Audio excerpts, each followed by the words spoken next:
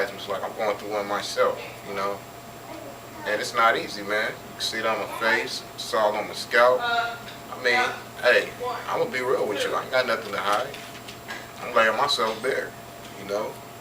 It's some shit that you gotta come to grips with. But, hey, my whole spirit's not walking around with that woe is me. Brother, I'm vexed. I'm vexed, brother. Curled up in the ball, you know what I'm saying, laying somewhere looking real sick and sad in the face. You know? I mean, you hold it, you gird your loins like a man take it. You go through it, you do what you're supposed to do, you pray and you submit to the Lord, and hopefully He heals you of these things. Alright? Got something. Oh yeah, this is Ecclesiastes 19 verse 22. The knowledge of wickedness is not wisdom, neither at any time the counsel of sinners prudence. God damn. Without that prudence, you really gonna get your ass fucked up. I mean, you just all out there. Your ass is all out in the wind, man. I mean, because pretty much knowledge of wickedness, I mean, you didn't come in this truth to be a nigga. You came in to be that renewed creature through your own shot.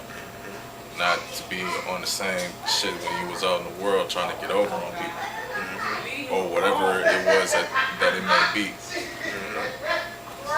Especially if you come into this truth and you got the knowledge, but you not prudent. You understand? I mean, you ain't low. You come in and you just all about it. Alright, let's put it to you like this. You charismatic. Alright, there's a difference between charisma and zeal. Alright? Charisma, you act like a fucking salesman, like Bubble Eyes and, you know, a couple of Zabak and all these motherfuckers. Alright? Zeal, that's when that spirit come on you. You get real fucking intense. You know what I'm saying? You get hype about it. I mean, it's not something you plan. It's just something that comes over you because that's the spirit. Alright? Can you grab... You got precept? Can you grab Hebrews 12 and 4 to 16, please, sir?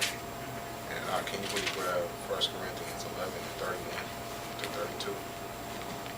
12 and 16? 12 and 4. Hebrews 12 and 4. It's Hebrews chapter 12, verse 4. And we reading all the way down to 16. Alright. Cool.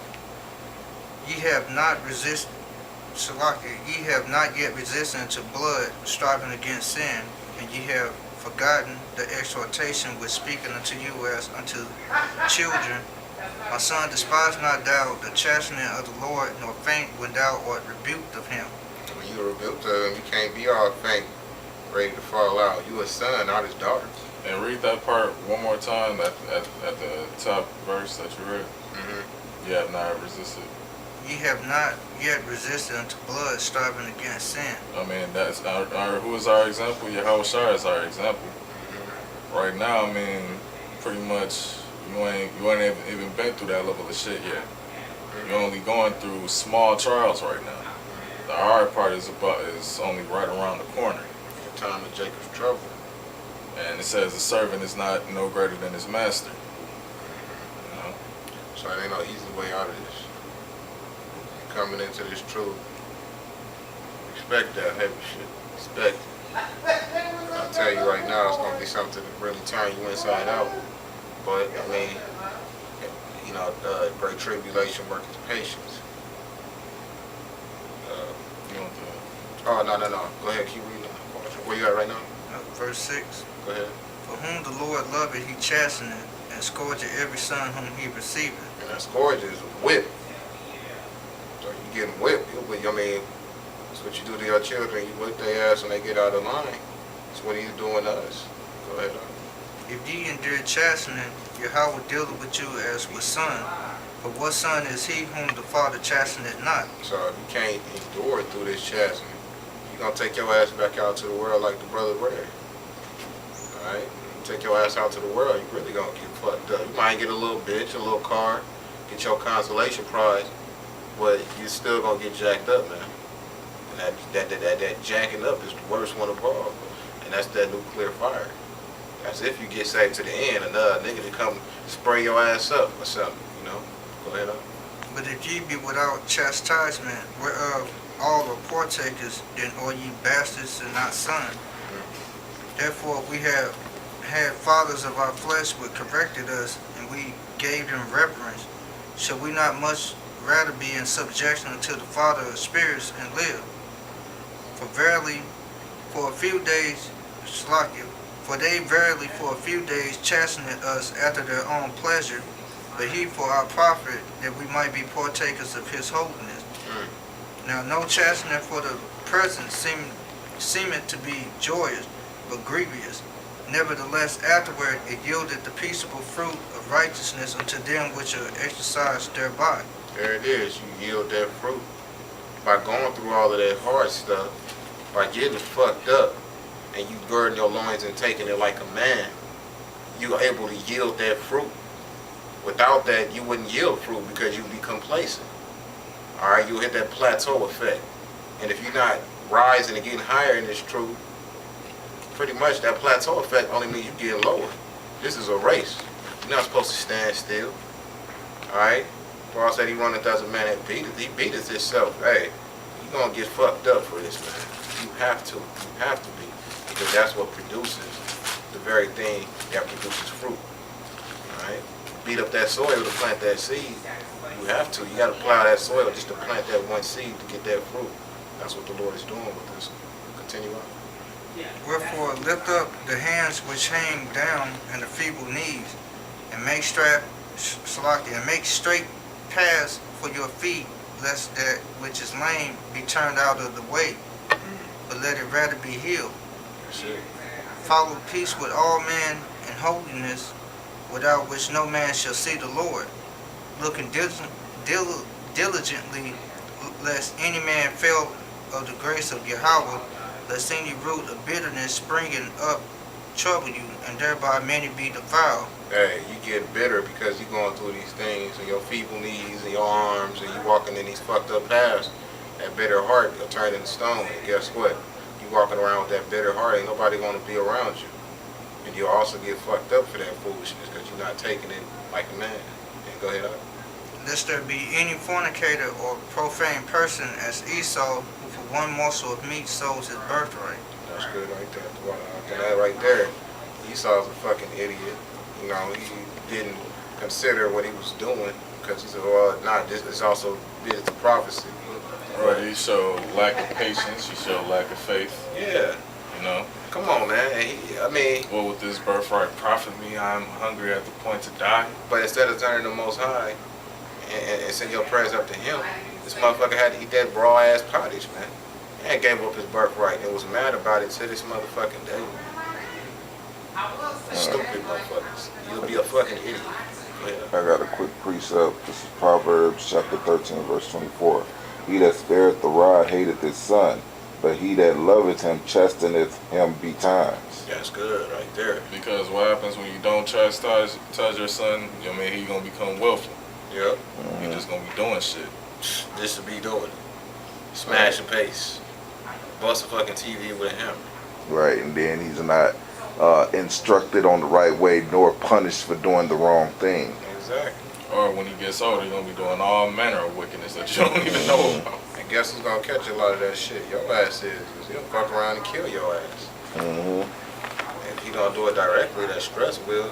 You over here trying to do your job and someone got to call you at work because your son at school and he done beat the fuck out the teacher because the teacher told him to pull his pants up. God damn. You gotta go get him. You know, continuously having to do shit like that, you lose your job because you gotta keep leaving work, all this extra shit, man. Look, don't spare that rod for your child, you know, because the Lord is not gonna spare that rod for us.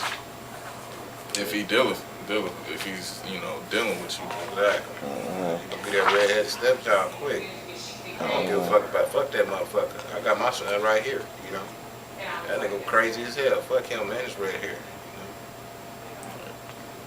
Got anything else? That's 1 Corinthians 11 and 31. For if we would judge ourselves, we should not be judged. But Read that one more time, please, sir. 1 Corinthians 11 and 31. For if we would judge ourselves, we should not be judged. Damn, if you judge yourself, reflect upon yourself and your doings and the things you say and do, you wouldn't be judged yourself, man. Go ahead, bro. But when we are judged, we are chastened of the Lord, Mm. that we should not be condemned with the world. It's still a blessed thing. Because even if you don't judge yourself, he's going to police you up and show you that you're going off. Wherefore, my brethren, when you come together to eat, tarry one for another. I guess, The rest of it, yeah, it's all good. and if any man hunger, let him eat at home, that ye come not together unto condemnation. And the rest will I set in order when I come. So, sit amongst your brothers on some other shit, man. Because the Lord will get you in order as soon as he comes back. That's another way that the Lord is cleaning his house. He's cleaning up his household. He's cleaning up GMS, you know. The Lord is doing awesome things. A lot of motherfuckers is just being soft-hearted and they really don't see it for what it is. Alright, bro, I can please get Exodus 3 and 7 and 9. Now we're about to go into you got anything, Markai? Yeah, I got a quick precept. Go ahead. This is Sirach chapter 2 verse 1. My son, if thou come to serve the Lord, prepare thy soul for temptation. And the reason I'm reading this is because when you come into the truth, things get harder. You know, and you get more tempted to do more wicked shit than you normally are. Like when you come into the truth, matter of fact, Bakar, when he came into the truth, he didn't have access to the brotherhood with all this love and all this money. You know, and part of his temptation was, hey, he can get a lot of money out of this. Yep. All he got to do is use the brothers. That's some shit. You know, That's I mean, it's more wicked shit that's open to you once you get this knowledge. Battery life is going to die. oh, it's about to die. Yeah, have to charge it up some more. But you get more access to wickedness when you come into this truth. Take Comfy and shit, for instance. He got that big paycheck. Why? Because he knew the truth. You know. And paying him to deceive these. Exactly. Like his fat ass was on goddamn Jerry Springer. Back in his good old days before he started going off. As the elders would say, with them cast call ass garments and shit. Right. Set thy heart aright and constantly endure, and make not haste in the time of trouble. Cleave unto him and depart not away, that thou mayest be increased at the last end. You know, if you don't, fall for all this bullshit, all this temptation, you show yourself that you have true character. You come out of this fire shining like silver and gold, Yep. or gold and silver. All that dross is taken out of you. Yeah, man, you all right. That's But it. the majority of majority of Israel, a lot of these niggas calling themselves Israelites is not gonna come out of that. Nope. They're going to be burnt up. The works is going to be burnt up. There ain't going to be nothing left. What they add, they're going to be asked out. Yeah, and Bakar is a prime example of that. Yeah. You know, because at first you'd have thought he was a sincere brother. Yeah. I mean, I remember the bicarbonate soda when he did, I like the physicians. I'm a physician myself, so I really enjoy stuff like that. But see the brother do some shit like that, he ain't no brother no more, man. Yep. All right, and we're gonna take all right. After that, we're gonna take a preliminary, and then we're gonna start up again. This is 1 Corinthians 10, chapter 10, verse 12. Wherefore let him that thinketh he standeth take heed lest he fall. I mean, be mindful, pretty much. Otherwise, you could fall off. There hath no temptation taking you, but such as is common to men. But the Most High is faithful, who will not suffer you to be tempted above that which ye are able, but will with the temptation also make a way to escape, that you may be able to bear it. Yeah, he'll make a way for you to escape. I mean, getting back on Bakar, he had a way for him to escape. When Elder Rakah had rebuked him, he had that way. That was his way for. Actually, he had more than one way to escape when he first did it, and he first felt that guilt, because he felt it. Yep. Then when Elder Rakah rebuked him, Yep. but what did he do? He kept going. That's a bitch in your ear, man. And Lord willing, we're going to continue with this lesson after a brief intermission.